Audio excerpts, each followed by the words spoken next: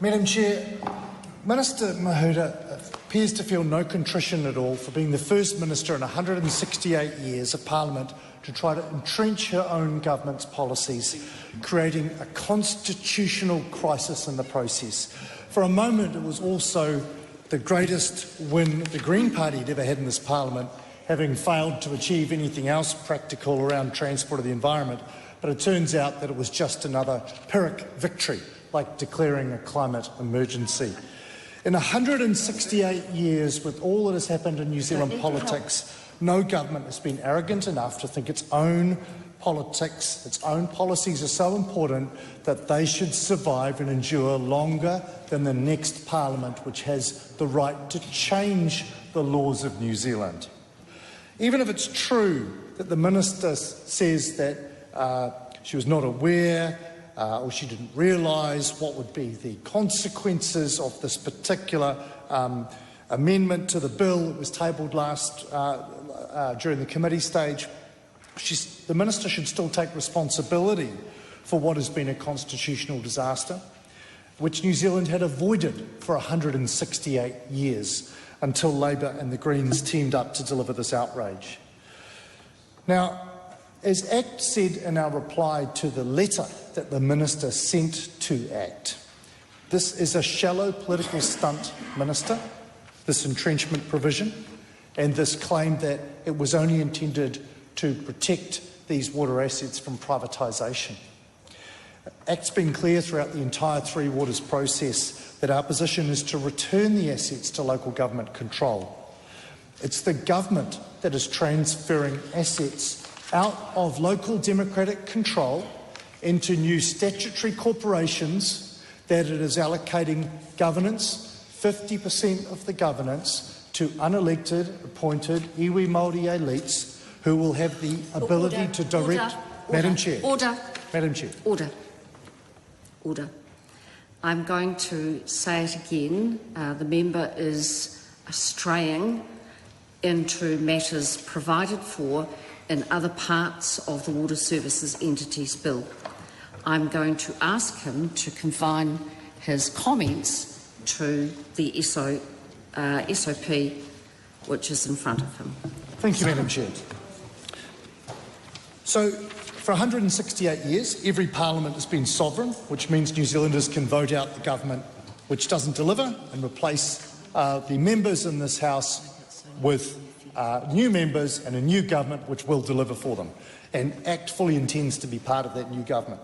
But I just want to come back to the provisions which are being repealed, which will be repealed most likely at the end of this committee stage, which are around the entrenchment of provisions against privatisation in the Act. So the section that's been repealed requires an obligation to maintain ownership and control of water services and significant assets, and that it goes on to say the reserve provision cannot be appealed or amended unless the proposal is passed by a majority of 60% of all the members of the House of Representatives or under a referendum.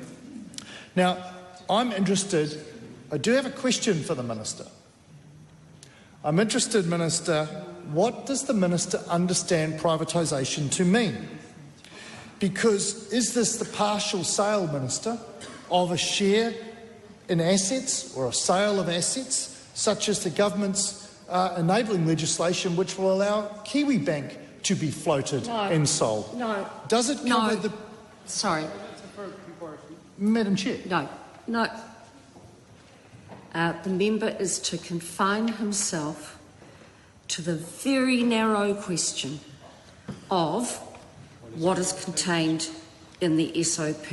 And I'm speaking to the whole House again, and I'm warning the member that he has strayed several times now.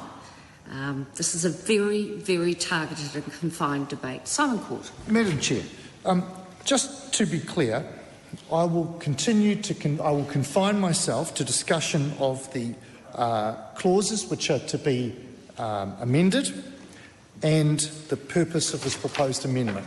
So if we look at Subpart 4A, the reserve provision, 206AA, restrictions on amendment or repeal of certain provisions as they relate to ownership and control of water services and significant assets.